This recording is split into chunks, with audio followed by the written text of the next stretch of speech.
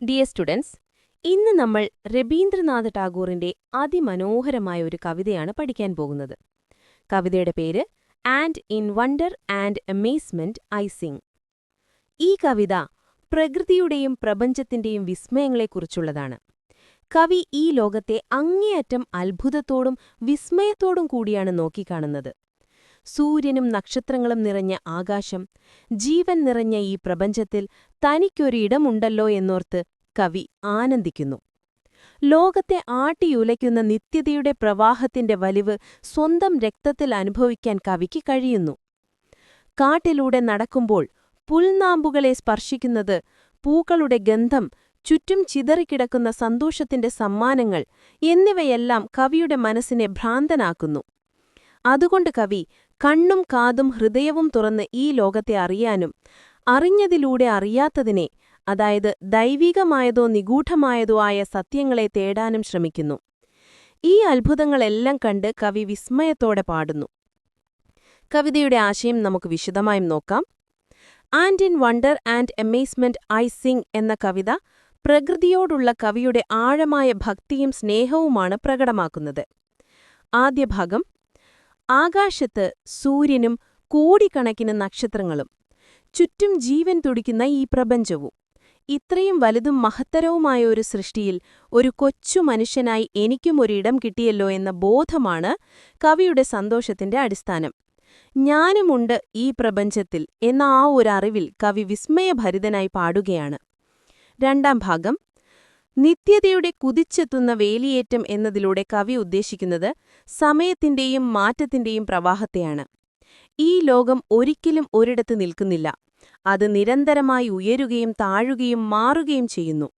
ഈ മാറ്റത്തിന്റെ ശക്തി, അതായത് പ്രകൃതിയുടെ ശക്തി, തന്റെ രക്തത്തിലൊരു ഊർജ്ജമായി പായുന്നത് കവിക്ക് അനുഭവപ്പെടുന്നു. മനുഷ്യൻ പ്രകൃതിയുടെ ഭാഗമാണ്. അതുകൊണ്ട് പ്രകൃതിയുടെ ഈ താളവും ചലനവും നമ്മുടെ സിരകളിലും ഉണ്ട്. മൂന്നാം ഭാഗം: ലളിതമായ കാര്യങ്ങളിലെ സൗന്ദര്യം കവിക്ക് വലിയ ആനന്ദം നൽകുന്നു.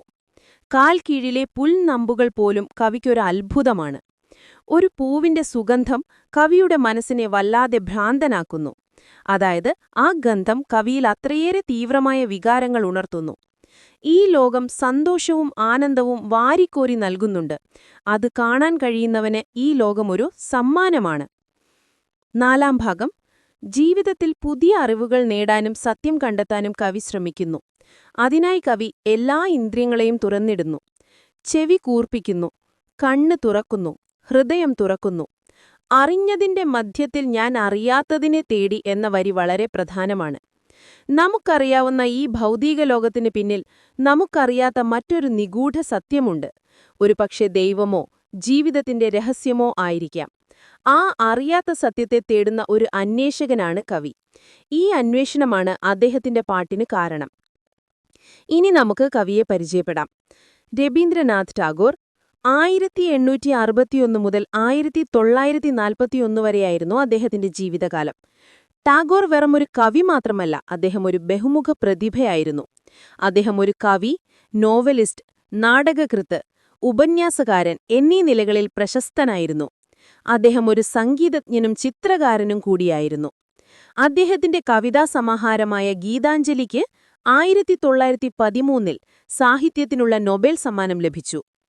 ഏഷ്യയിൽ ആദ്യമായി നൊബേൽ സമ്മാനം നേടിയ വ്യക്തിയാണ് അദ്ദേഹം. നമ്മൾ ദിവസവും ആലപിക്കുന്ന നമ്മുടെ രാജ്യമായ ഇന്ത്യയുടെ നാഷണൽ ആന്തമായ ജനഗണമന, അതുപോലെ അയൽരാജ്യമായ ബംഗ്ലാദേശിന്റെ നാഷണൽ ആന്തം എന്നിവ രചിച്ചതും ടാഗോറാണ്.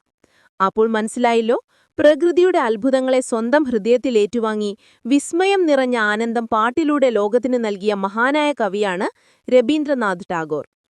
ഇന്നത്തെ ക്ലാസ് നമ്മൾ ഇവിടെ അവസാനിപ്പിക്കുകയാണ്. ബൈ.